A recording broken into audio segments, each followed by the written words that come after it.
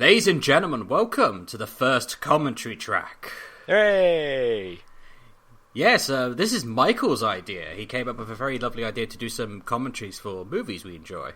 Yeah, because I watch a lot of commentaries like this, and I just figured, hey, why don't we try it ourselves? It seems like something that's really fun to do.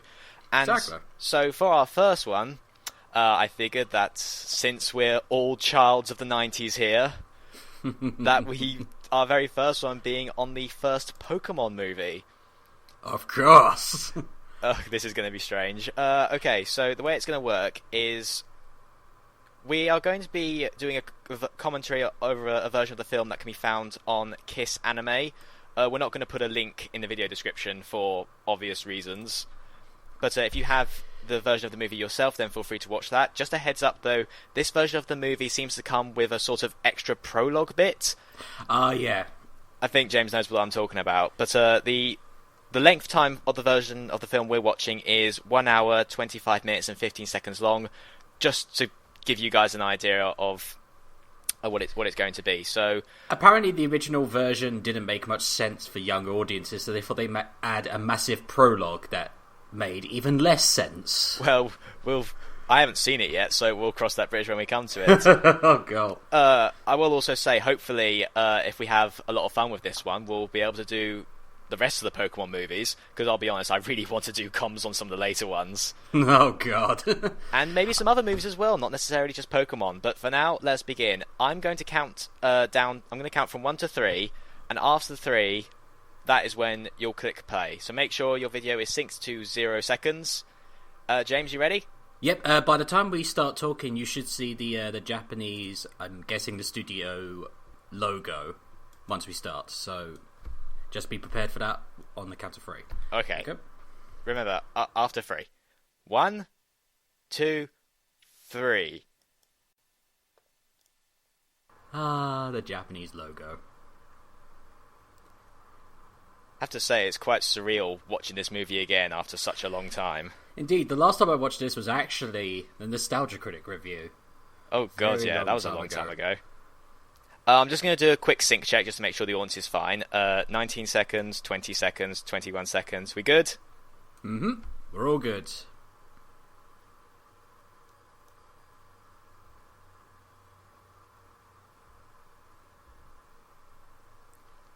Pokemon, the Biology Edition.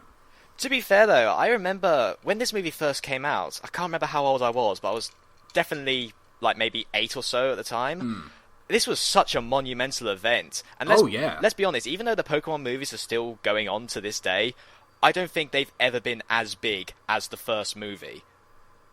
It definitely set a precedent and set the tone for everything. Yeah, especially... It was just a big, massive movie. Because the anime, it was all fun, we're gonna be the very best like no one ever was, capture the Pokemon. And then you watch this movie and it's like, oh shit.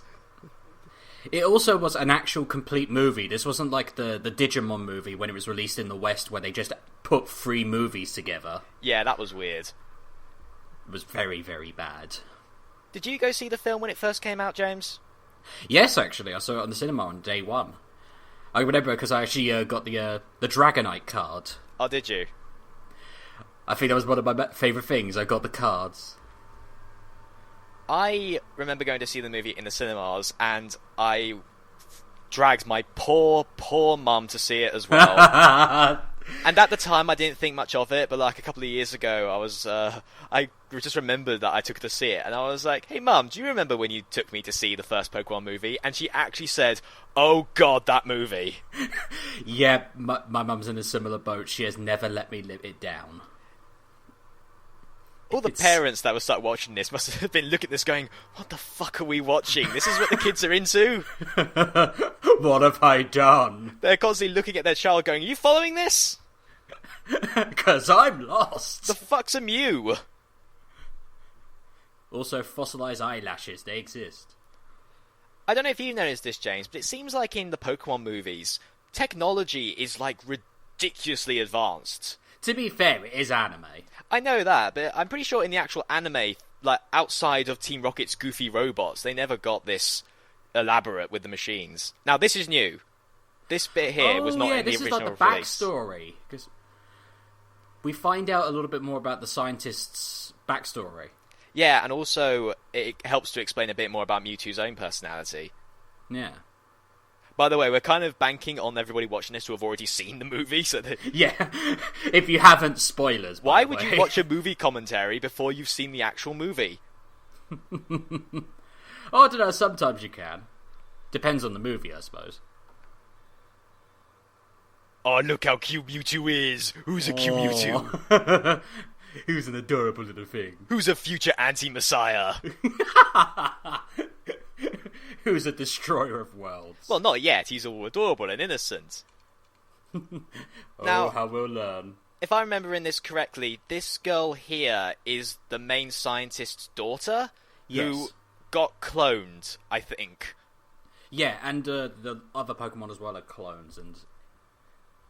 Because wasn't the scientist's daughter, like, dead or ill or something, so he cloned her to keep her alive or something like that? Yeah, it was basically like they're basically all test subjects, and because Mewtwo's psychic, he can go into the minds of all of the other clones. So that's how he's able to communicate with them. You know, one thing I'm thinking of is the fact that obviously Mewtwo's meant to be a clone of Mew, right? Well, yes. They were able to perfectly clone Bulbasaur, Charmander, and Squirtle. So why is Mewtwo not an exact clone of Mew? Why is he... Did they alter the cloning process? Because the whole point is that they're trying to create the world's most powerful Pokemon. And in order to do that, they took Mew, who at the time was the world's most powerful Pokemon, because Arceus hadn't been invented yet. A mixture of plot hole, but also could be just they knew... They had the building blocks for Mew, and they just decided to go even further. Oh, actually, now that I think about it, they could possibly have already... They could have got a perfect Bulbasaur already to clone. Because with Mew, they were only able to find the DNA. They couldn't actually capture Mew itself. You know, I'm looking at the camera work and the shots for this, and, like, you wouldn't think this is a Pokemon movie. No, like, it's actually very well shot. These shots right here, you know, it's all black and white, it's all very heavy. I mean, the rest of the movie is kind of like this as well, but... Can you imagine if, like, this prologue bit was added to the original release, like, and we're watching it as kids thinking, where's the Pokemon? Where's the Pikachu? Oh my god, the scientist's wife left him! Oh, yeah. Nice subtlety there, I like it. This is a kids' movie, ladies and gentlemen. I'm going to be honest, Pokemon the first movie, I don't think is an entirely good movie. It's got problems. Yeah. But I still can't help but like it, partly out of nostalgia. Yeah. And we'll get into a bit more It's still about well that. animated as well. Like, look at the animation for this. This still holds up today. Is that a German accent? I think so. I don't know why. Oh, trust me, there's worse accents. I don't know why, but I always find it funny when I hear foreign accents in English dubs. Oh, just wait till later. They're all meant to be Japanese, obviously, but obviously in the taking it over into English, it's something like, okay, we need to have everybody else. Well, we need to have a crazy German, of course. Of course one of the scientists has to be a crazy German. Of course! Don't you know anything about science? Science? Twin clones of Hitler! That's the true plot! God. So all this stuff that Mewtwo's going through is all in his head, right? Yes. Well, in his head and their heads. Is it ever explained why the Kanto clone starters have markings on their body? No, I think it's just to differentiate them from the others. Maybe it's it makes no sense. Maybe it's a slightly imperfect cloning process. Like, they're able to replicate the body, but those markings are kind of like birthmarks, maybe? Maybe. I'm probably looking way too into this, because this is still a Pokemon movie. But, to be fair, this scene that they added is actually a little bit more darker and deeper than the rest of the movie. Well, yeah, because it's essentially talking about, oh yeah, see this little girl here? Yeah, she's dead, and her scientist father's going a bit cuckoo, trying to revive her. Yep, and this is... Yeah, guess what this is hinting at, people? Oh my god, are the clones dying? Yes. Yeah, Not this again? is basically... the clones are essentially dying now. Because the cloning process isn't perfect, obviously, and... Again, in like most clone stories that I've seen, the clones always age quicker than the originals, or there's always some kind of genetic defects that prevents them from living. Pokemon! Oh my god, they actually disintegrated! Sorry, again, I'm seeing this for the first time, so I'm not used to it. She's just light, and even she's going. Oh. Oh.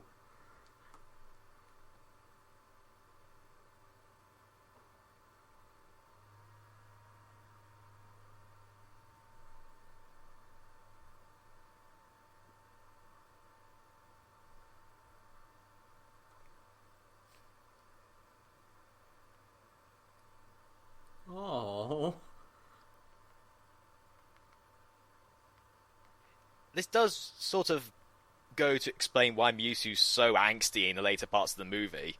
Understandable, considering. Because this is probably like his first moments of existing, and within the first 5 minutes of him existing, he's befriended somebody and lost that friend. He's technically still a baby. Can you imagine what kind of effect that would have? Oh god. Kids, welcome to Pokemon. Fortunately, Amber's death takes slightly longer than the Kanto starters in order for her to give, like, her dying words. Yeah. Convenience. It's like when, in Assassin's Creed, you murder somebody, and even though you've stabbed them in the neck, they've got, like, at least 10 minutes worth of dialogue. They could still talk, and talk very, very well when they've been stabbed in the damn throat. I've removed your jugular. How are you speaking? This makes no sense. Oh wait, that's Assassin's Creed in a nutshell.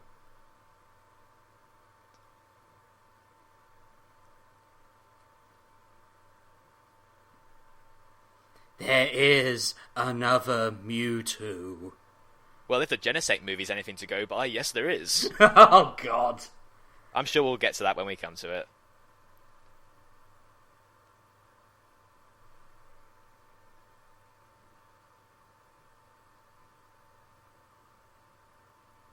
Oh, it's working.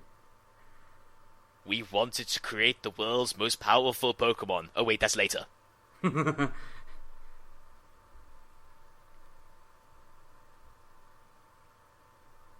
Oh well, swings and roundabouts. You can't make an omelette without breaking a few eggs. I'll slap myself for that one. Yeah. You know, I just realised the daughter's called Amber, right? Is that meant to be a reference to the Amber fossil? I'm guessing so. Which kind of makes sense in the world of Pokemon, because that's how we got all the fossils. True. Although if that's the case, shouldn't we have had Aerodactyl? Turns out his daughter's an Aerodactyl. No, she comes back later as some sort of weird human Aerodactyl hybrid. Oh god. Hang on, I gotta jot this down for my fanfiction. Yeah. I'm surprised Pokemon hasn't gone in that direction, just for laughs. Now this right here is where the original movie started. Mm-hmm. So now what's really weird? What? This changed. There's 3 different beginnings. This is where it originally started in the original movie when it was released in cinemas. Mm-hmm. Then you had the second version, which was released on the original DVDs and VHS, which was the bit at the beginning when they go to find the fossil. Yeah. And then there's a third one, which is the one that we just seen now. Okay. This movie has more openings than anything else. It's more openings than Blade Runner.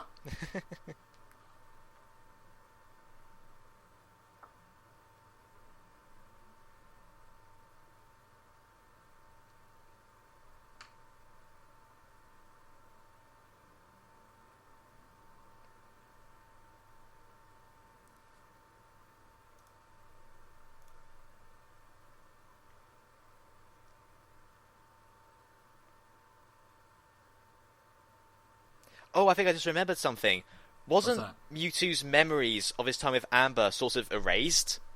That's why he never mentions her or seems to acknowledge her at all in the actual movie. Might be, or they're suppressed. Possibly. One of the two. I couldn't see them fully erasing them from Mewtwo, considering it's Mewtwo.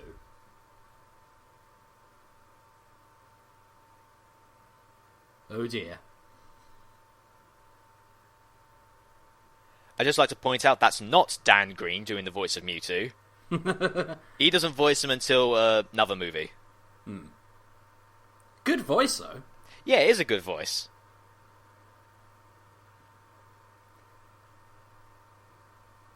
And apparently nobody shits themselves when the test subject just explodes in its case. Everyone's happy. Yeah. Because this always ends well for scientists. Oh, my eyeballs have been ripped out my socket. It's a success. The reason you can't see their eyes is because they're evil. Exactly. I like to imagine they're all around like a business table saying, okay, we've created a clone of Mew. What should we call it? And someone goes, Mew 2. Genius! Yes! I also love it that Mew in that little photo there looks like it's doing the Stoopy dance. To be fair, considering Mew's actual character, it wouldn't surprise me if he did do a dance like that. I don't know about you, James, but I remember when I first saw this movie, as a kid, I came up with the idea of Mew 3. Like, Mewtwo evolving. Like, what would Mewtwo evolve into? It'd evolve into Mew 3. Because that's what you do when you're a child. I swear that was an actual thing, like they... Not actually made, but like there was like a thing on the internet going, yeah, there's an actual Mew 3 if you can find it. Like the classic Mews in the back of the truck. Well, I remember when Mega Mewtwo Y was first shown off, everyone was like, oh, is that Mew 3? And it's like, no, it's Mega Revolution. It makes more sense that way, because Mewtwo is kinda already perfect. So, Mewtwo's been born for like 10 minutes, and already he knows, actually, no, this is shit. I don't like this at all. I am so done with this. Yes, we behold him with robotic arms that look thin as hell. Did nobody ever consider, like, okay, we want to create the world's most powerful Pokemon. What happens if it backfires? It won't backfire. What if it tries to destroy us all? Should we have a Dark-type Pokemon, just in case? They haven't been invented yet. Oh. Oh, wait, no, here's the line's coming up.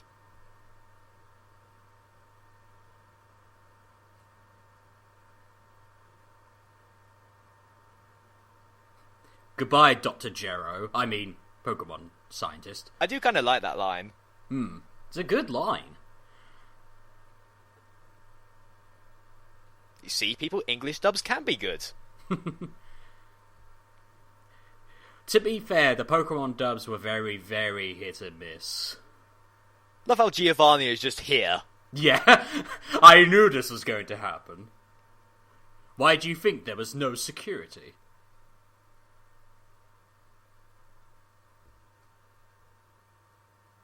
Oh god, Mewtwo's talking to himself. He's already gone insane.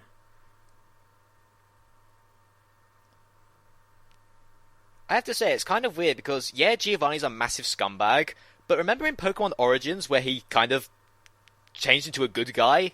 Mm-hmm.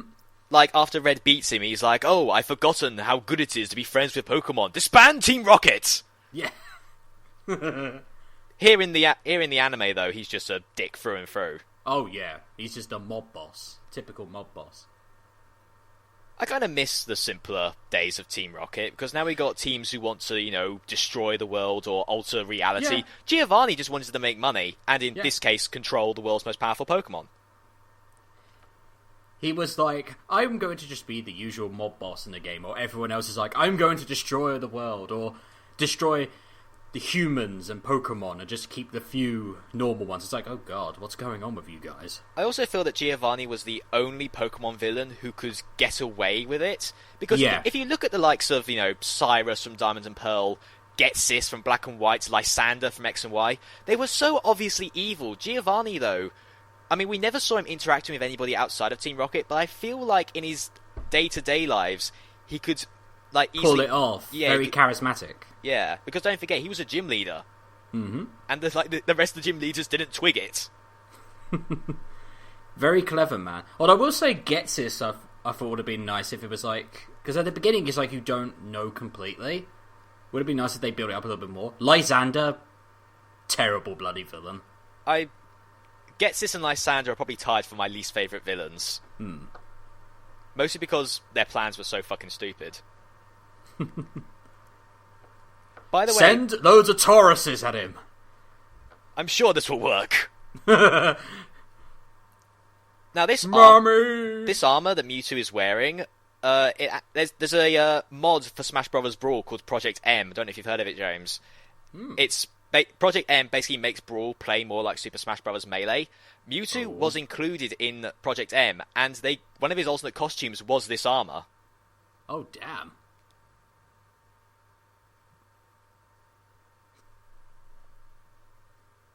Hey, that should be super effective. Yeah, but no one gives a shit. Okay, this scene right here was actually in the anime. In the episode where... there's Gary. There's in the episode, we see Gary actually fight Giovanni, and you see Mewtwo just come out. It's actually really cool, because some of the events in this movie we do also see in the anime as well, and it was a great tie-in. Something that the other movies don't do. No, sadly. Bit of a shame, because I would have liked that for Pokemon movies 2 and 3. Definitely. Especially 3. We've definitely got to cover 3 at some point. Oh yeah, the Silent Hill of the Pokemon movies. The best Pokemon movie. Exactly.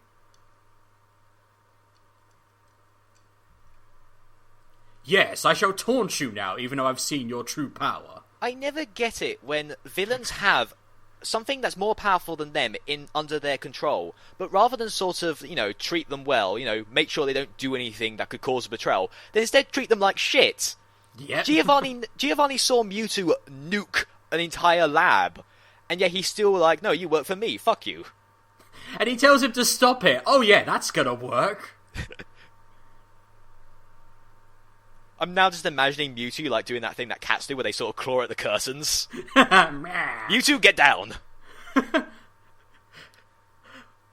And also Giovanni survives, as you find out in the anime. This you also see in the anime. You see the whole gym just blow up. You see it blow up and Mewtwo just shoots out.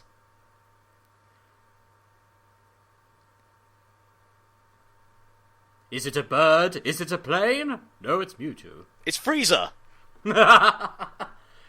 Oh god, that new Dragon Ball Z movie's coming out soon. Oh yeah, the one where Frieza comes back. Which makes no fucking sense.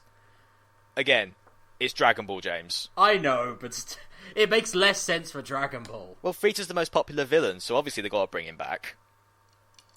I would have thought Cell would have come back personally, but...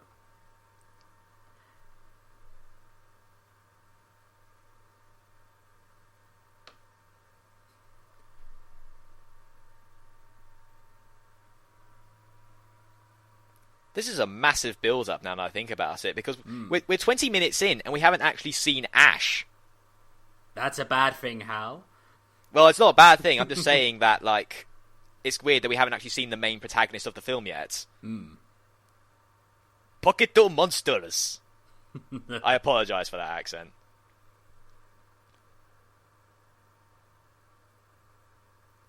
Quick, through the canyons.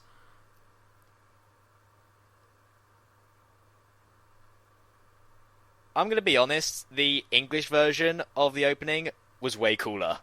Mm-hmm. The Mewtwo Strikes Back logo was just so fucking ominous.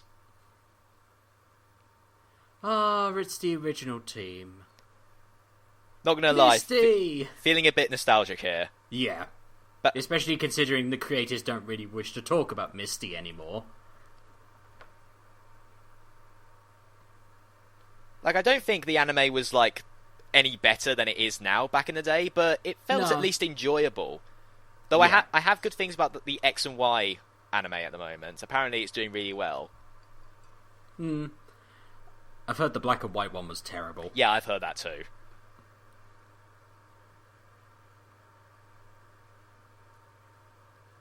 Yarr!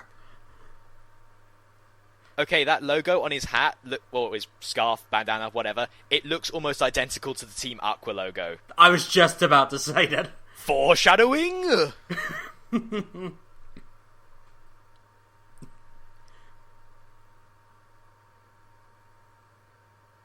I gotta admit, he actually has one of my favourite non-legendary Pokemon in this fight, and this is the first time it was seen before Silver was released. Yeah. They do that a lot now. They have Pokemon Pokemon from the next generation in the movies to sort of advertise the next generation. Like the Pikachu's Vacation short that plays before this film had Snubble and Marill. Mm-hmm. I don't care what anybody's... There's my favourite. Donphan, yeah. I don't care what anybody says. If you're a child of the 90s, you know this song off by heart. Oh, you do. Don't fucking lie to us. You just have to say the first few words and you can get anybody from the 90s singing this. Also, this version of the song is amazing. I love it. It's a very good cover of it. I am requiring so much restraint to just not sing along. Also, Bulbasaur should have won this fight by now. I know the anime doesn't bother with type advantages and shit, except when the plot demands it, but Bulbasaur should have one-shotted him by now. Okay, there we go. Oh, there he goes. Solar Beam. Poor Donphan. Ash gets At least a you showed Donphan. off. Did you know that? Ash gets a Donphan? Yeah, he gets it in the silver arc. Yeah, he gets a Phanpy, and it then evolves into a Donphan, which is pretty cool.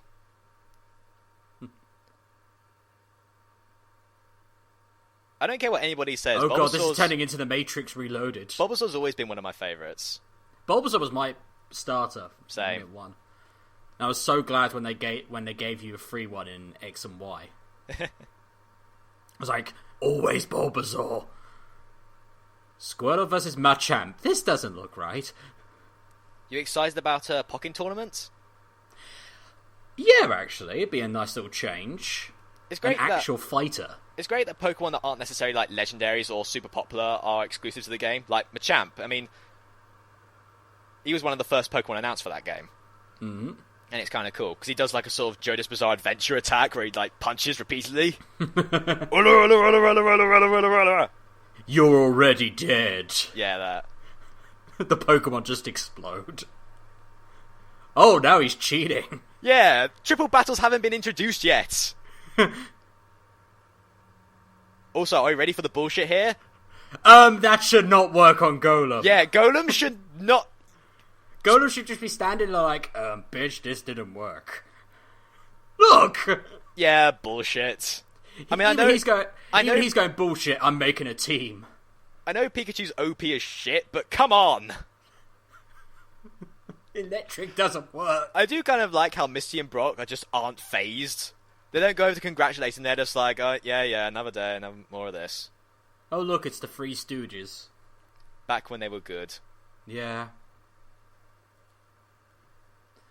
Meowth, that's right.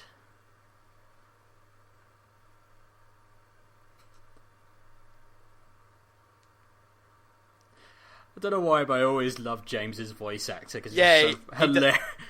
I think it's Eric Stewart who does the voice of James, who I think also voices Brock. I could be wrong about that. I think so.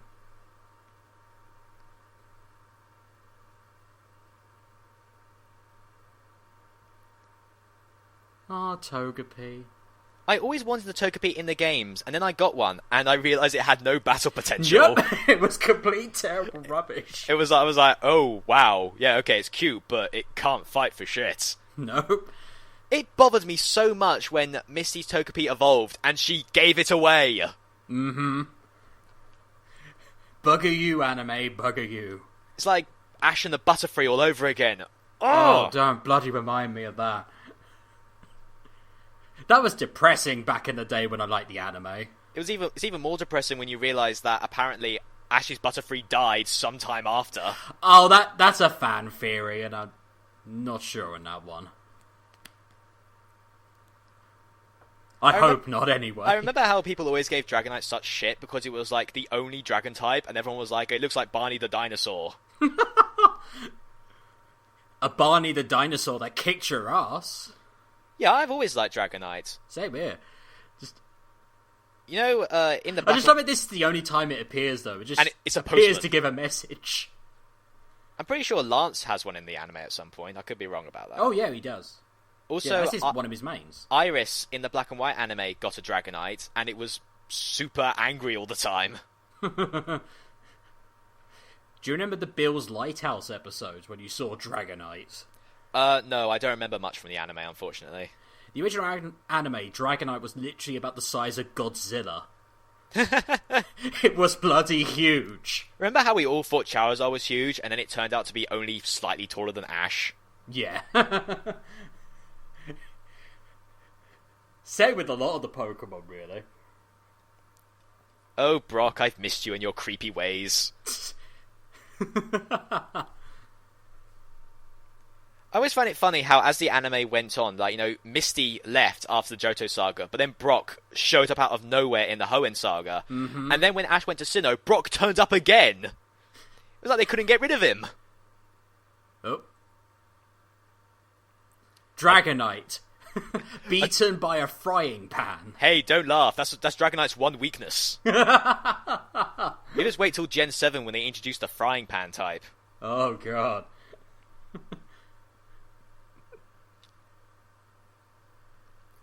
Now, I know Mewtwo has psychic powers, but how do they extend to altering the weather? There's already a Pokemon that can actually do that. Oh, wait, it's not been invented yet. Yeah, exactly. I guess they were just trying to hype up exactly how powerful Mewtwo was, which in retrospect is like incredibly ironic, because as the games went on, they created God. Yes. I remember my mate, my old housemate, like, he hadn't like played Pokemon since the first generation, and when I mentioned Arceus to him, he was like, "What?" And I was like, "Well, you didn't hear about that? They created the equivalent of God in Pokemon," and he just could not believe it. He kept looking at me like I was lying, and he was like, "Where do you go from there?" That should be the end. No legendary can match that.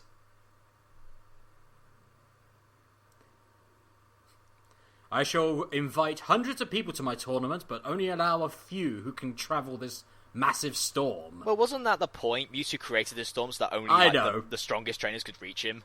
But surely if he wants to destroy all trainers, he would allow a few more to come.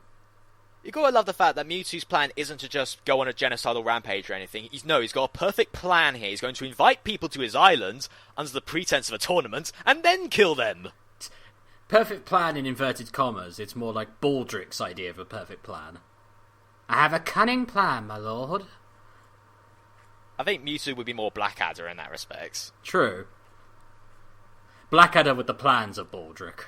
Ah, there's my man Kingler. Kingler was so cool. Remember in the anime, when Ash was in the Indigo League, he brought out his Krabby for like the first time in forever, and it evolved mid-fight and kicked so much ass! I was so depressed that can't happen in the games, that they can't just evolve during fights. That would be so cool if they introduced that as a mechanic. Mm-hmm. Because you see it all the time in the anime, and it's always cool when it happens. Yeah. Oh, I want that, but... No. It'll never happen. No.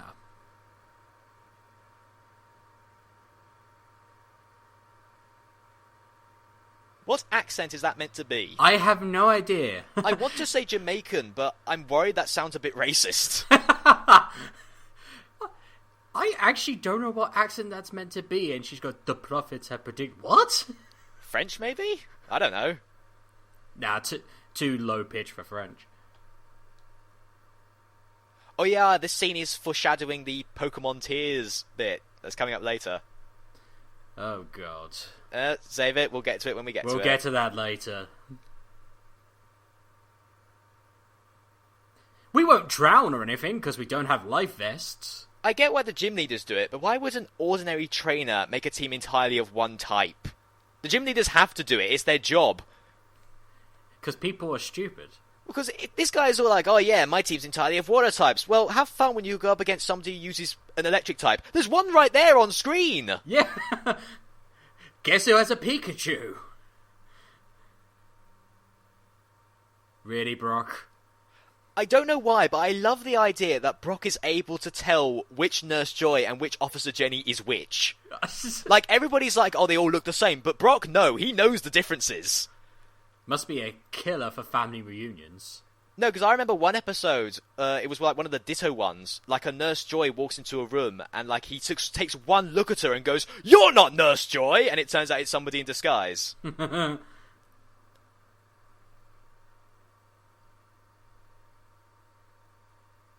It's a stupid challenge, is what it is. Who are you? Yeah, that's a good point. She's sort of like... I know they've probably given her like a job role somewhere earlier in the movie, but like I've already forgotten it. She's Officer Jenny's mum. 2 minutes ago she was like, no, don't go out into the storm, you'll die. And they've all ignored her and she's gone, alright then, good luck. Go and die for all I care. Oh god, this bit coming up. You know, Time Ash, to go home, Ash. if you evolved your Squirtle into a Blastoise, we wouldn't have this problem. Evolve your damn Pokemon. You know, if the Vikings talked like that, they would have lost so much of their menace. We have come to rape and pillage your village, yeah? I still don't get how Ash and the gang can never Tell look past the that disguises. For goodness sake, you can see it's Meowth. Yeah, Meowth's is always the bizarre one. The How much Minnesota reference convincing baffles did me. it take to make him the bloody figurehead at the front of the boat? The Minnesota reference baffles me, because then does Minnesota exist in the Pokemon universe? Does that mean America exists? I'm guessing that's 4 kids going, we need to shove as much American references as we can. It's like when they get out like the rice balls. I sure do enjoy a good hamburger. No, it wasn't that. It was they go, this is a good jelly donut. It's like, yeah, the donuts. 4 kids?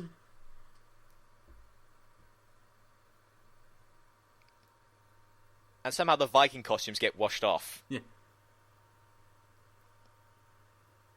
No. I kind of do like the fact that as like the series went on, like even though they still fight each other like every 5 days, they still have some sort of friendship going on between them. Friendly camaraderie of, oh, it's us, we meet again, better go with this usual rubbish. Like, I remember seeing somebody, like, made a post somewhere, like, imagine if, like, 60 years when they're all old, like, Jesse, James, Meowth, and Ash's group all meet up just to play bridge or something. And, like, Jesse puts Pikachu in a handbag just for old time's sake. In the old people's home. By the way, I did like how Brock was immediately drowning, because, as we all know, he's only got the rock types. Yep. So he was kind of fucked, if you think about it. Thank God Misty helped. And Ash, because he's got a Squirtle. Yeah, but he came later. Surprised Pikachu's able to hold on in all this. You know, Pikachu, I know you don't like being in the Pokeball and all, but I think now would be the perfect time to get in there.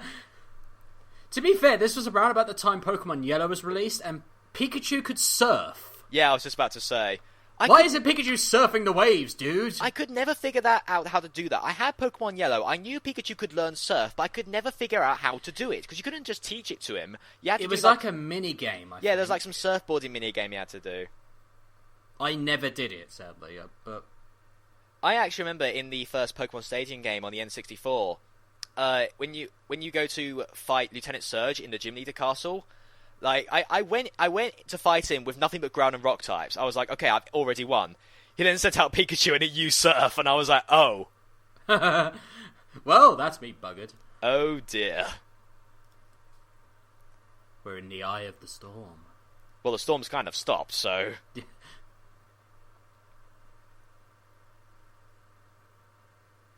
That doesn't look ominous. Again, the Pokemon movies, not just a technology thing, but the Pokemon movies love to have, like, very elaborate designed buildings.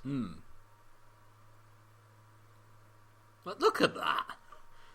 It doesn't look like it belongs in a Pokemon movie. I love it that it's got all this future technology and it's lit by lamps. With, like, a wooden pier. Yeah.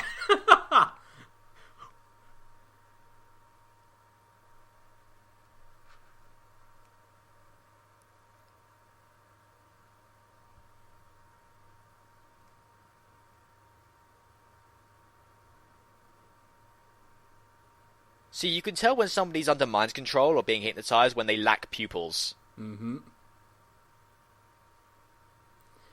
Brock at this moment is going, my perv sense are tingling.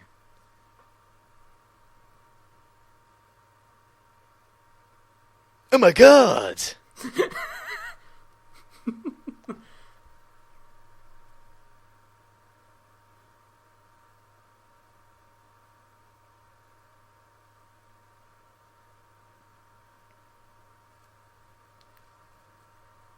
Well, this isn't creepy in the slightest. Let's go!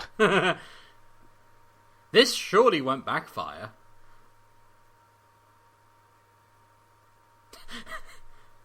Poor Wheezing. To be fair, out of all of them, Wheezing probably would serve the best, because it is literally a flotation device. Yeah, it's the most buoyant. Remember when Ekans and Koffing evolved in the anime and it was such a big deal? Yeah, it was like, oh my god, what are they going to become? And it's like, oh my god, Arbok and Weezing, and they were super intimidating, and then they got their asses kicked again. Yeah. And then Jesse and James gave them away in the Hoenn saga, and it was really sad. Like, not in a... I'm sorry, but this just Mew's just adorable right there. Behold, the world's most powerful Pokemon! Jumping up and down on a windmill. Isn't he just adorable? I remember in the Pokemon Origin special that they did, in the final episode, when Red had caught all 150 Pokemon, and then he was like, hang on a second, if there's a Mewtwo, that means the original Mew must still exist, and Mew literally floats by his window as like a trollolololololololololol. Never catch me.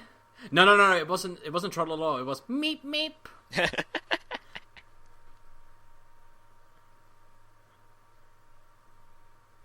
Now that I think about it, did Mewtwo find this island and castle, or did he build it?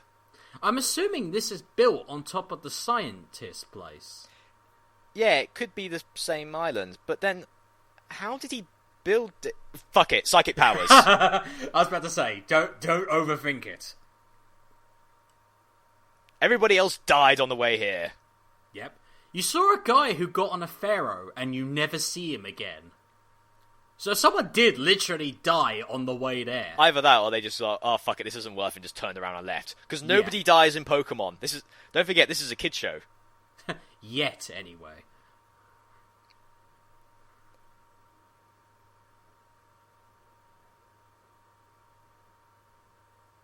Until we see the later Pokemon movies, and then holy crap.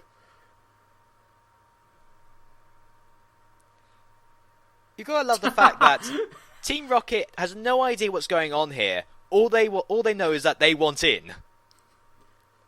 They're like those friends that don't get invited to the parties. Yep. So they come in through the sewer grates. And This is essentially becoming Metal Gear Solid Pokemon Edition. And Mew's purpose for like the next chunk of the movie is just to fuck with Team Rocket. Yeah. Sup, Vulpix? Oh, Psyduck. Psyduck was amazing, don't lie. Sorry, getting nostalgic here. I just love seeing all the old faces. Oh, wait, James, listen to this. Pidgeot! Oh, that's not the worst one. I know it's not the worst one, but even as a child, that angered me. Oh, I know. My 8-year-old self was sitting in the movie theatre and he said that, and I'm like, it's a fucking Pidgeot! Oh, trust me, there's worse to come. 4 kids did not give a shit for this one. Either that or they just weren't paying attention.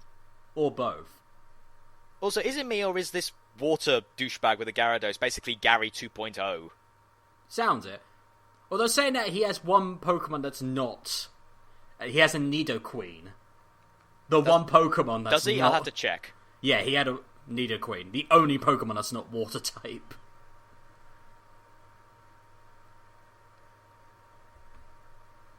Okay, guys, this should be the part where you realise something funny is going on and leave. The doors are right there, guys. You can just walk through them. It's just a quick 180. All the Pokemon are going, oh god. Gyarados, close your mouth, for Christ's sake.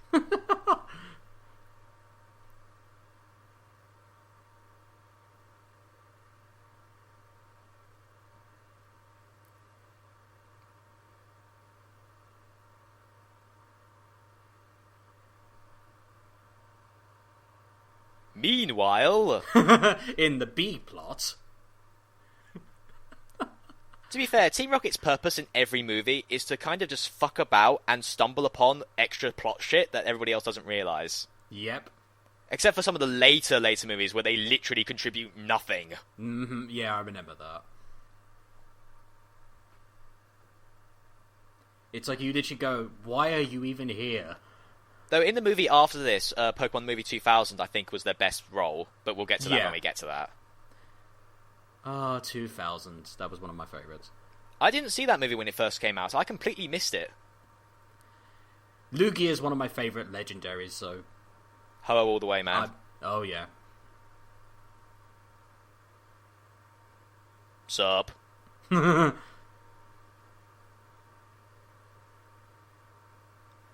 That's poker racist. Shut it, Gary 2.0. I love how Brock always has the answer to the problem. Yep. We don't like your sort around here, Gary 2.0. Can you imagine how dark it would have been if he didn't, like, just throw this dude into a wall, but just choked him to death? He turned into Darth Vader. Oh yeah, they need a queen. Maybe it's because it's blue. Yeah.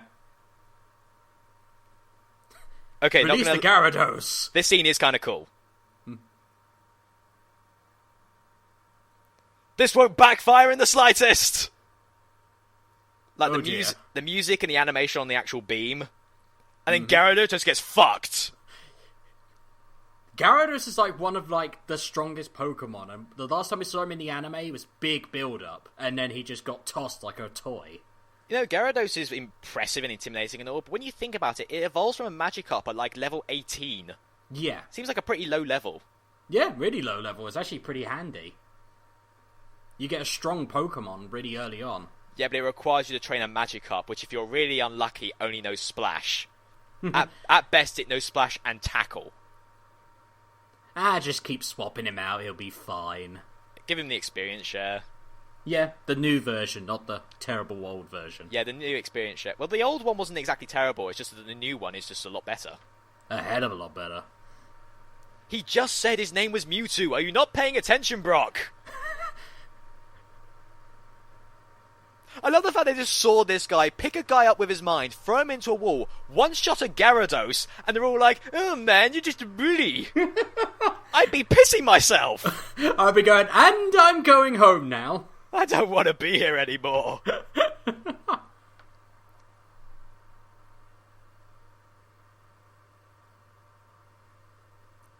Oh look, kids, the clones didn't die. Either that or Mewtwo, like... yeah, they're just different clones. Can clones evolve, though? Because I'm wondering, did he find another Bulbasaur, Charmander, and Squirtle and evolve them? Or did he just find a Venusaur, Charizard, Blastoise and just clone them? And if he did clone them, where are the originals? That is a question we don't want to answer. It may not turn out very well. You know what you were saying earlier, that this might be like the remains of the lab? I think you might be right. Like with that might be where they got the where he might have found like the clone stuff. He might have found maybe like DNA. Old data or something. Yeah, see, if this wasn't the former lab, why would it have this sort of information here? Like it got all like the grabbers that look exactly like the ones from the beginning. Yeah.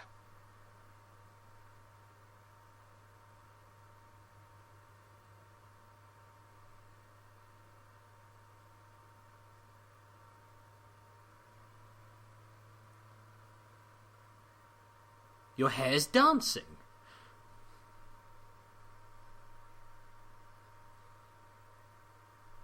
Hey, check it out. It's a model from Pokemon Stadium. Did James just say, "Who's that Pokemon"? Of course he did. That's great. Who do you think it is? I don't think they do the Who's That Pokemon anymore. I don't think so.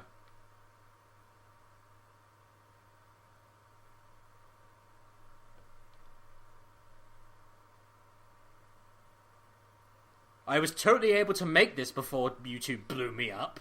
Yeah, we didn't see anything like this. No.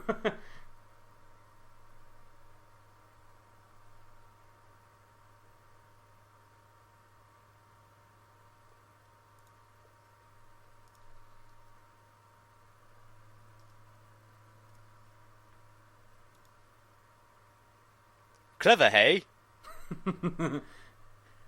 Ingenious naming scheme.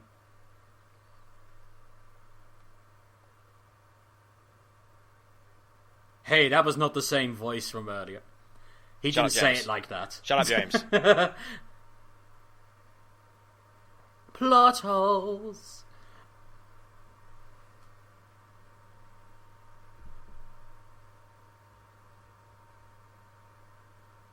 Guess. Never answered.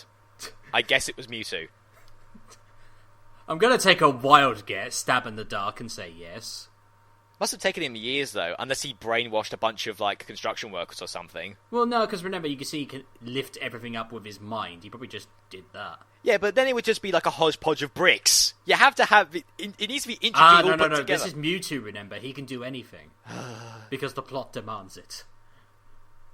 Apparently Mewtwo was so OP in the original games. I never got him, but, like, he was literally the world's most powerful Pokemon in that game. As soon as you had him, you won. Yeah. You just beat everyone. Like, he had the highest stats for a long time. He still has very high stats. Yeah, but he's no longer super powerful because we've now got... He's powerful, but not super powerful. Oh dear. So apparently Pikachu's like the only Pokemon here who's like, no, fuck you, Mewtwo. Then again, Pikachu is OP, so... Yeah.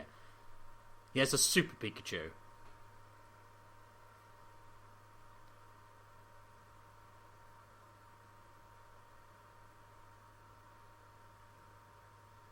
Oh yes, a Rhyhorn will work against this.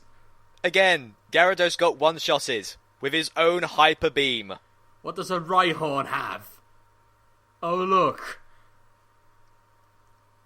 He looks so, like, worried. He's like, oh shit, I did not see this coming. I done goofed, man.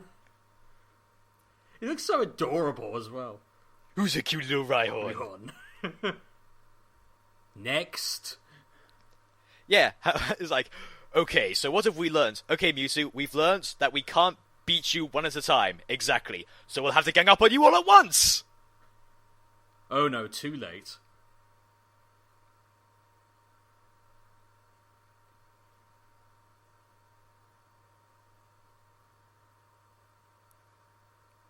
Rise and shine!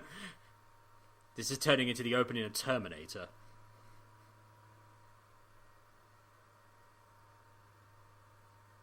I don't... How did they get out? There's no opening. I don't know what that is, but it... Is it meant to resemble birth? Do you want to answer that, Michael, or should we just... Let's just leave it. Yeah, we'll leave that one. It's just, you're sort of looking at it. It's not creepy, it's just more confusing and a tad disturbing. I love how Venusaur looks half awake there. Yeah. It's like, oh, I just woke up. No, you know what he looks like? He looks stoned.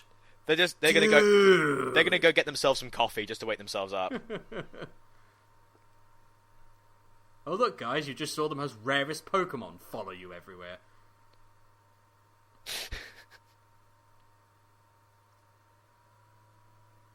Alright, who called me? You cheater, Mewtwo. You can only get one start at the beginning of the game. It's lucky he actually opened the floor up, because that would have been very horrible if they didn't open the floor when coming up through that elevator. You just hear a poof and a Charizard going, oh, my head!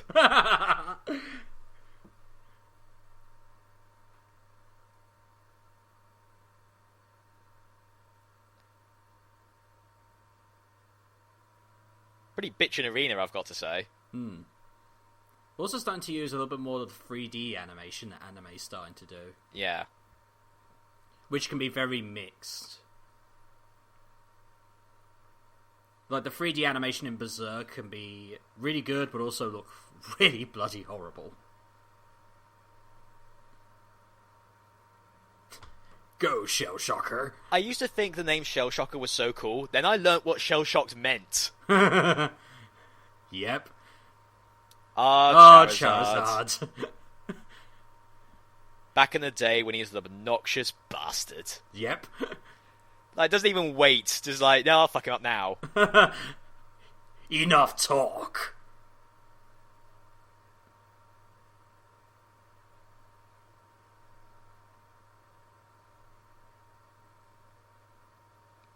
He chose poorly.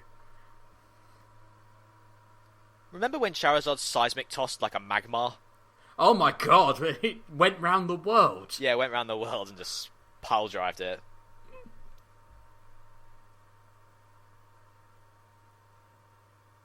Take him on at once!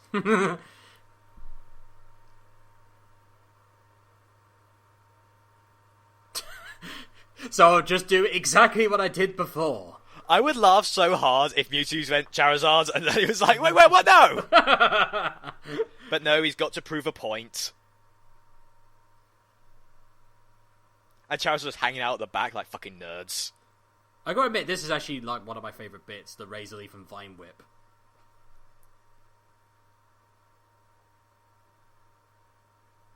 Oh dear. Is it ever explained why the clones are more powerful than the originals? Nope, it's just because. They're the Gary Stews of this. Genetic modification, maybe? Yeah. Okay, so Venusaur got one-shotted. Look at him hobble away. That jog! Sorry, it looks kind of funny. Boom. Really? That was enough to knock him out? Yep. Because reasons. But this doesn't happen later. You know what's great, though? Like, Charizard puts up the best fight. Yeah. Because he lasts more than 5 seconds. Back when Charizard could actually fly before they went, oh no, he can't fly for some reason. Well, no, he can fly. He just couldn't learn fly as a move. Still silly. Yeah.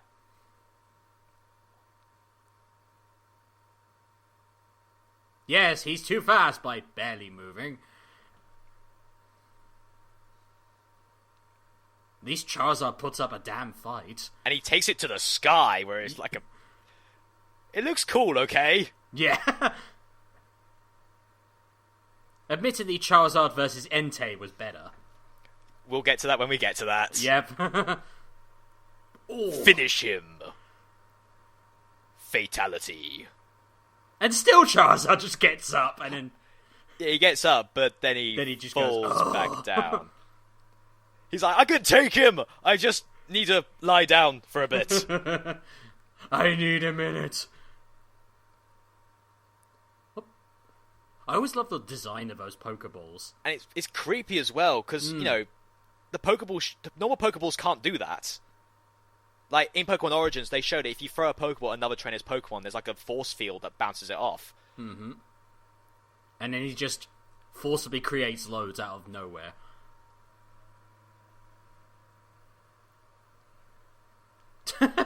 Oh yes, what can you do, Ash? You know, he says that he's going to destroy the planet, and they're all like, we're going to stop you, but if I was a 10-year-old and some guy said, I'm going to destroy the planet, I'd be like, what? Also, Mewtwo, I know, again, you're trying to prove a point here, but is it really worth stealing, like, a Psyduck? And a Golduck as well. I know Hitmonlee and Cypher are trying to fight them off. Well, it's worth a shot, but... Yeah, didn't work, but at least they tried. If you think about it, it's kind of distressing, you know, seeing your Pokemon just getting snatched away. And you don't know where they're going. You don't know what's going to be done to them. Mm-hmm. How are Bulbasaur and Squirtle putting up the best fight? It makes no sense. Again, they're OP. Why haven't they evolved? In fact, in the later episodes, Bulbasaur flat out rejects evolution. He doesn't want to become an Ivysaur. I remember that episode. He just literally just flat out refuses to evolve.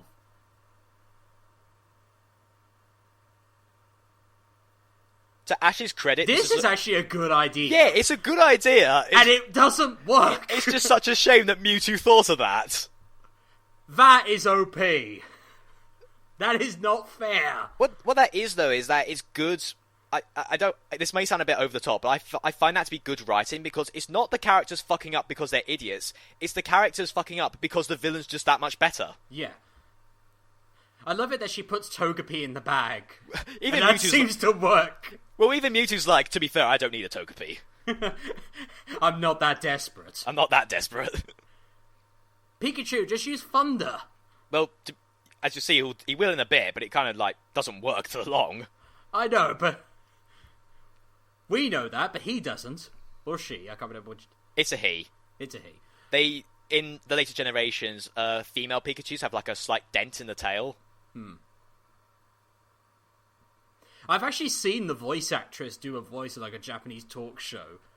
Yeah. She's adorable. It was like, oh. Yeah, and like, I still love that how she's still doing the voice. Mm-hmm. I think Pikachu's like the one Pokemon whose voice isn't changed for the English dub. No, it's kept. Yeah. I think a few of the Pokemon voices are kept. Maybe a few of them, but like a lot of them, like obviously the one because a lot of the Pokemon's names in Japanese are different to the ones in English.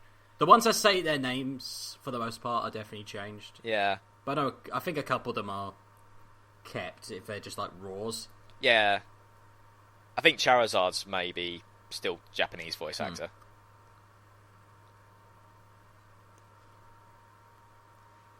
God, as a kid, this entire movie was just so tense. Yeah. Well, for us, for our parents, not so much. Yeah, the parents are sitting there going, the fuck am I watching? I love it, Ash just like, I'm holding onto the damn ball, I don't even care. Ash don't give no fucks. But Ash, this leads to a processing plant. He doesn't know that.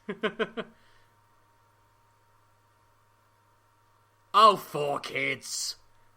Wrong. Seriously, 4 kids did not care. All these Pokemon and more available in Pokemon Red and Blue, available at your local game store. Hey, you forgot Yellow. Is it bad to say I never actually owned Red or Blue? I never owned Red or Blue. I started with Yellow. Yeah, I started with Yellow too. Yay! Virtual high five. And like Jesse and James are just sort of like, okay, Ash is here. Oh god. Who do you think?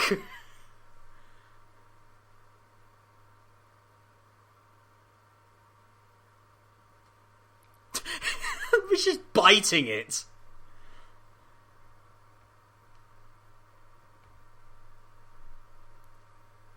Oh god, the stupidity. I can't process it.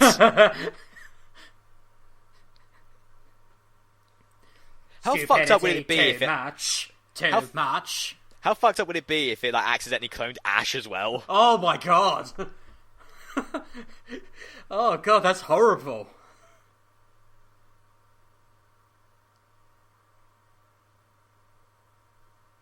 It still managed to clone Pikachu though. Yeah. Like we don't see it until much later, but it still worked.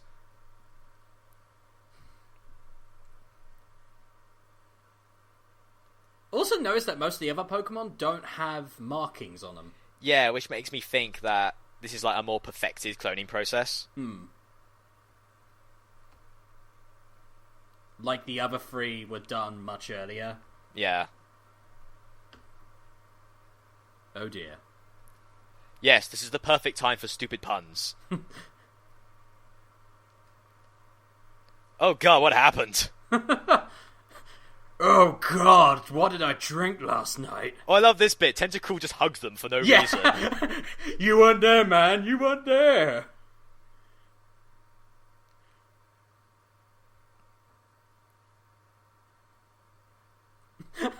And even Bulbasaur looks slightly stoned. Maybe it's just a thing. Oh man. Dude, I was tripping so much balls. No, you were in the balls, Bulbasaur.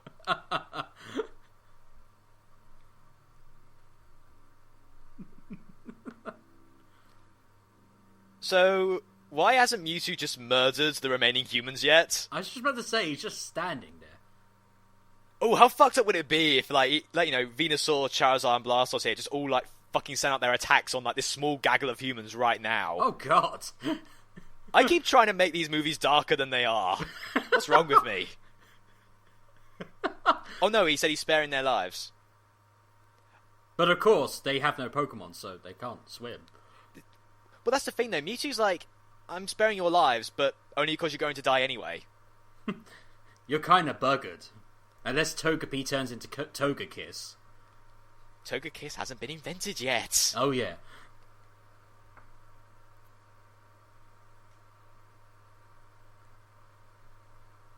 To be fair, Mewtwo, how do you know that they're the clones? Yep.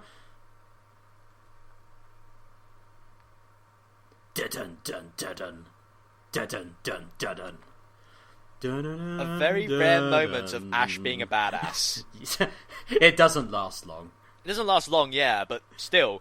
That shot there, that was in all the trailers. Yeah. All the trailers had that. Yes, Psyduck, go! Unleash the Arcanines of War!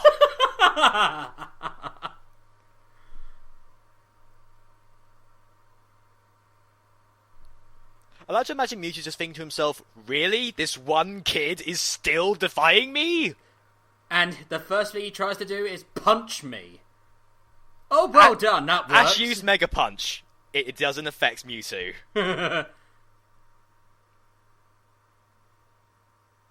Bit late to looking out. Fucking Bubbles! Fucking Bubbles! Who is that guy? Oh. And here comes our Lord and Saviour.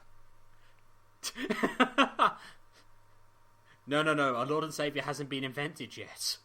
I just love that he's playing. Yeah, he doesn't really know what's going on. I think this is also like the first time in a very long while where Mewtwo is now properly pissed. Yeah. Because now he's faced with the very thing that he's a shadow of. Like, if he destroys Mew, he'll prove that he's far superior. Mm-hmm. I just love it that they didn't give Mew a voice. They just had Mew have sounds, which I think is more adorable. It would have been a bit weird. Sadly, they didn't do the same thing to Shaman, but we'll get to that. Yeah. Mew's just not paying attention. Mew's like, I'm sorry, what did you say? Thanks for explaining what Mewtwo already said. That's 4 kids in a nutshell, really. Also, the audience already knows this shit. You don't have to repeat it. Also, Ash, you were going to be okay up there. I'll be fine.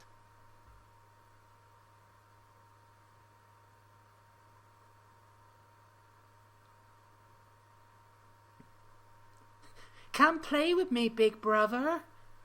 Well, in this case, Mewtwo would be the little brother. Oh, yeah. Come play with me, little brother. I was trying to do the voice from Fullmetal Alchemist, but it didn't work. Well, that was easy. Yeah. It's quiet. Too quiet. Mew's like, bitch, please. This is the very first time we actually saw Mewtwo get fucked. Yeah. Which is what makes it. It's what makes Mew so great. You know, he's all like, "Oh, I'm so cute and cuddly," but then Mewtwo tries to kill it, and Mew's like, "Oh, okay, no." Yeah, that ain't gonna work.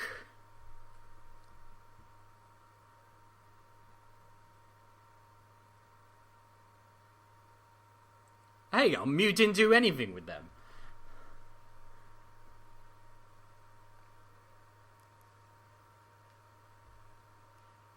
Okay, if I'm remembering this correctly, like, I think...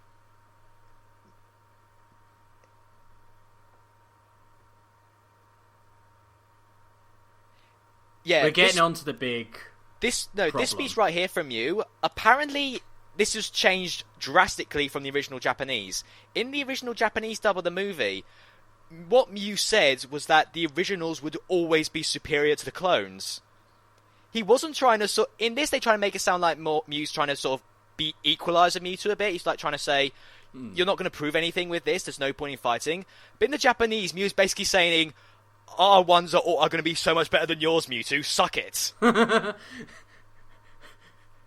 Ours are so much better than yours. That was literally it. Okay, so we're going to have 2 factions of Pokemon beating the shit out of each other in a brutal and bloody war. What kind of music should we play? Generic boy band stuff? Perfect! Yeah.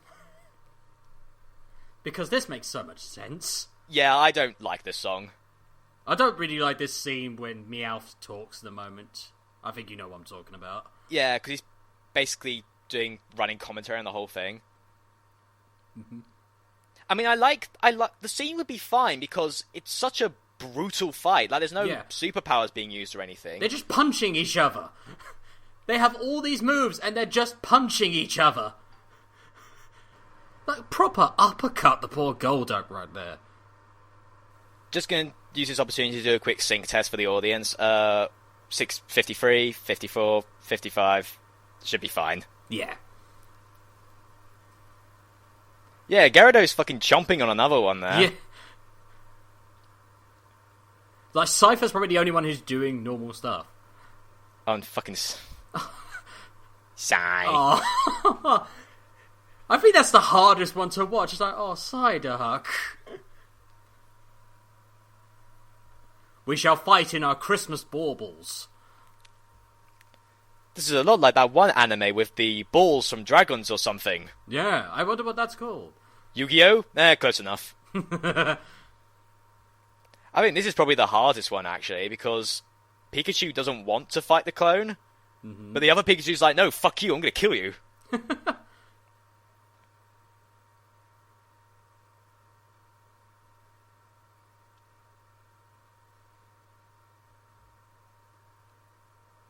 Oh, thank God that song's over. What have Oh, we God, that looked become? painful. Oh. I'd probably bite him in the neck.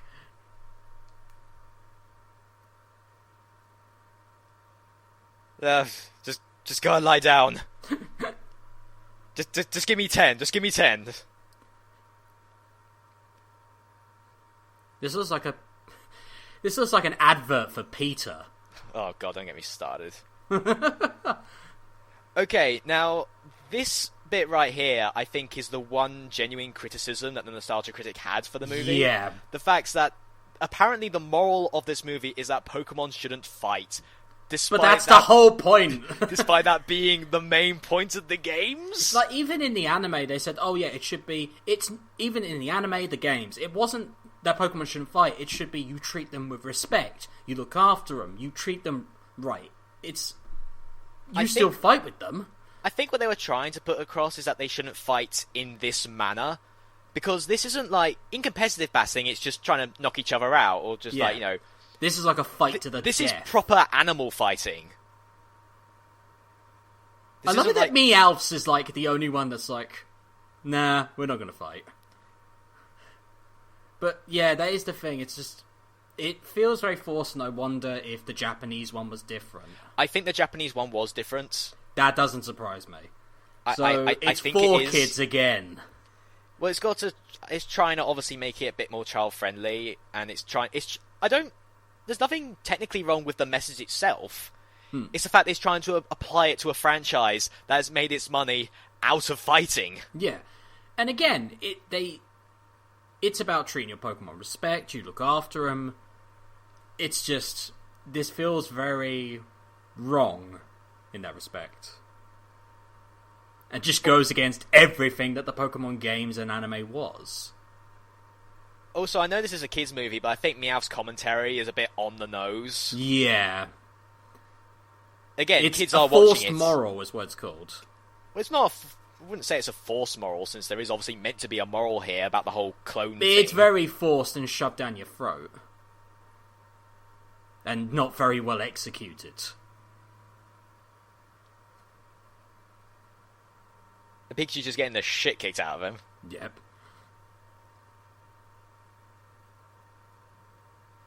Is it wrong that I kind of like this little conversation between the two Pikachus? Because we can't understand what we're saying, but we still know what they're saying. If you know what I mean. It's all of the emotion, all of the meaning behind it is just shown through just that one word. That's actually pretty good voice acting. How did Ash not break his ankles there? Yeah.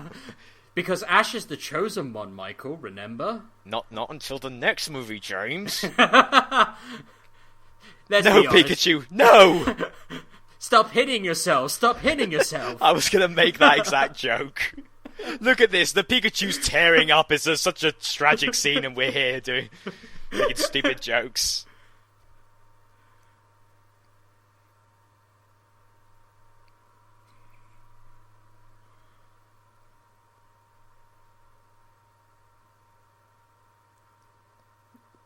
My knees are broken. And so's every other bone. Yeah.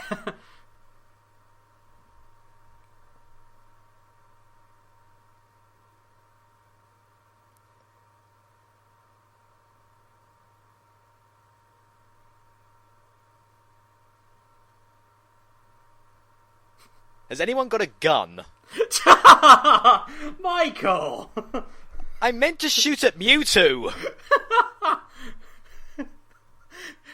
Oh my God, these Pokemon are beyond repair, better get the gun. Brock said the D word.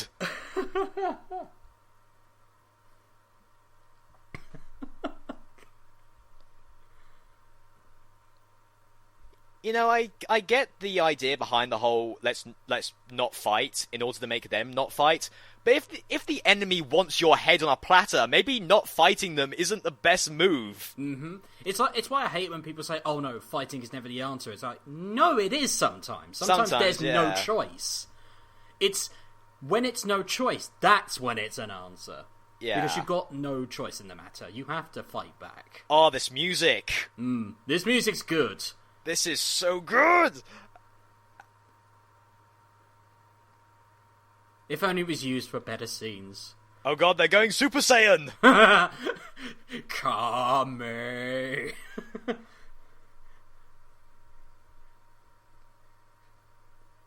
Still makes more sense than the Dragon Ball movies. Makes more sense than the Dragon Ball anime. At least these are more canon than the Dragon Ball movies.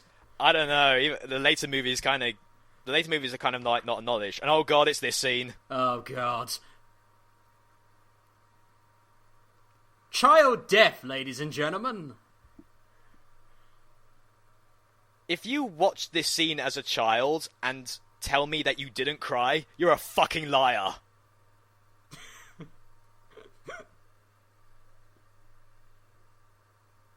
I love it. Music's like, huh?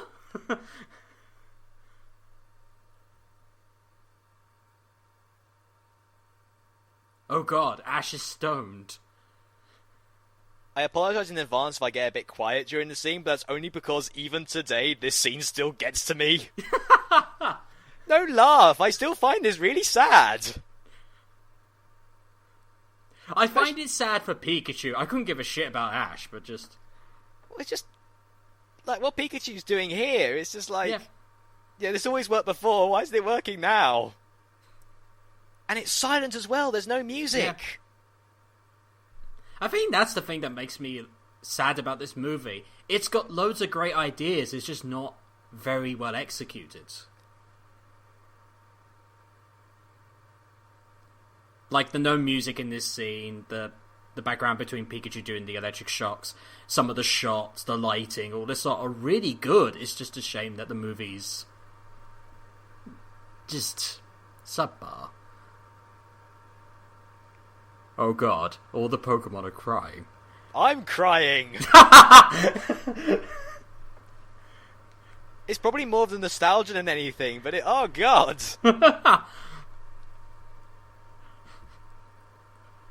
I'm a heartless bastard. But wait, what's this? Turns out Pokemon... Deus Ex Machina! Yeah, Pokemon Tears are the power of Deus Ex Machina!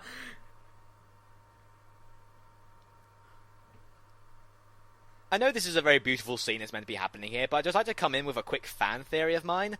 I remember seeing, like, one of the very first trailers for the movie, back when it was meant to be the finale for the series.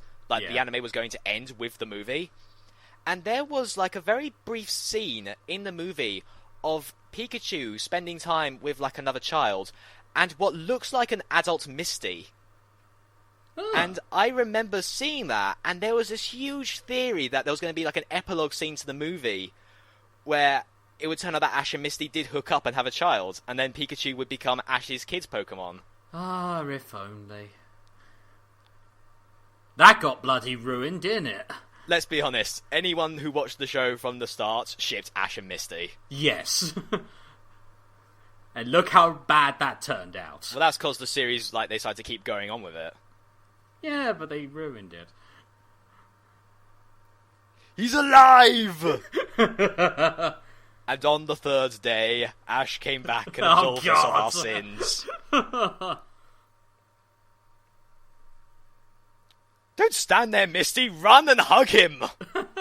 Your best friend just died for like 5 seconds. If he starts eating Pikachu, then knock his head off with a hammer. I'm surprised everyone's like, this is good, instead of going, their tears brought him back to life! Yeah. We should document... oh my god, Ash is a zombie! We should document this! Oh no, that's not gonna work, Michael. Remember what happens next? And thus Mewtwo learned his lesson. And also used the shittiest form of filmmaking. turning back time. Shh, not yet. It'd be kind of great though if Mewtwo was like, I finally understand now. Humans are dumber than I thought, and just blows everybody up. Anticlimax, I admit, but...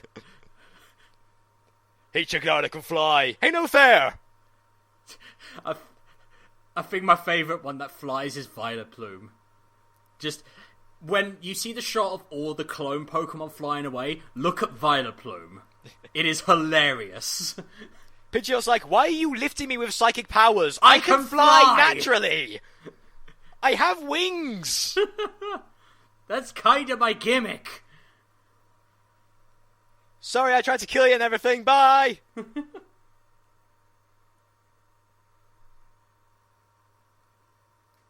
Like, look at Vileplume, he's just on his side. Whee! Okay, yeah, now here's the bullshit you were talking about. Yeah. Not turning back... I don't think he's turning back time, I think he's just wiping their memories of the events. He is turning back time, because they arrived, they're back at the, they're back at where they started. They're back. I always thought what he did was that he just erased their memories and then put them back at the Pokemon Center. No, because I think it is set before they were meant to go out. No, I mean, yeah, Mewtwo's psychic, but you can't turn back time. Is it just... Yes, it is. They turn back time. Look, this was before they started. Oh, I'm confused. So yeah, he did turn back time and put them back. Look, at the end of the day, this is just bullshit. Yeah, I hate this in movies. I wish movies would stop. Any form of writing should not have everyone forget kind of thing. It's why I hated A Prince of Persia. I hate it in this movie as well. I think this is another genuine complaint that the Nostalgia Critic had in his review, because the movie is teaching them about how fighting is wrong and all that, yada yada yada. And now they've completely forgotten. And now they've forgotten the very lesson that they spend the entire movie trying to teach them. I also love it that it affects them, and it doesn't affect Team Rocket, as you'll see very shortly. It affected Team Rocket. Not in the way you're thinking. Who are you? The biggest mystery. I want like an end of credit scene, like, you know, with all the Marvel movies where we see her and it turns out like she's like fucking Giovanni's secretary or something. No. It turns out she's the scientist's wife. Oh, what a twist that would have been. Bwom. Would have made no sense and been completely irrelevant. To be fair, she doesn't make sense now, so... Everyone's always got these fan theories of like, oh, is Ash in a coma and all this shit. No, the true mystery is who is that blue-haired woman? Yeah. You're crazy, Ash. All those electric shocks are finally getting to you. That's maybe why he thinks he's 10 all the time. He doesn't think he's 10. He is 10. Those electric shocks are stunting his growth. That's the true answer to the mystery. Meanwhile... See, look! They're bloody stuck! Yeah, see, they don't remember. They've just somehow wound up on a random outcrop in the middle of nowhere. Or is that meant... That's meant to be the island. That's meant to be the island. So yeah, he didn't turn back time, he just moved them and then tore the building down. For them, he just erased their memories and left them on the island. Yeah, well, they'll be fine, they're Team Rocket. And there's the credits, so... I suppose we should sum up final thoughts, James? A deeply flawed movie, but as you can see, there's still a lot of things that are decent about it. There's a lot of like good lighting effects, good shots, interesting ideas. It's just a shame that the movie's kind of hampered by a not very well written plot, and 4 kids really buggered some bits over. That's my main thing. I agree with you to some extent. Pokemon the first movie isn't a good movie. It's a passable movie, but it's not a good one. However, I think my nostalgia for it is too strong to make me completely hate it. Like you said, it's still got some great ideas. It feels like a movie.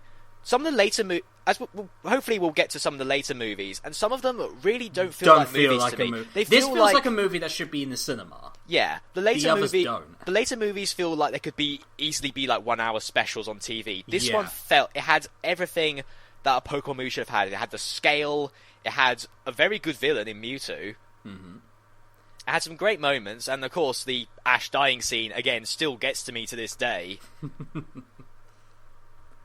I just still like it. I think the first three movies were definitely the ones that felt... I think the third movie wasn't released in cinemas, or had a limited release, but the first three felt like cinema movies. The later ones definitely feel like direct-to-DVD or specials on TV.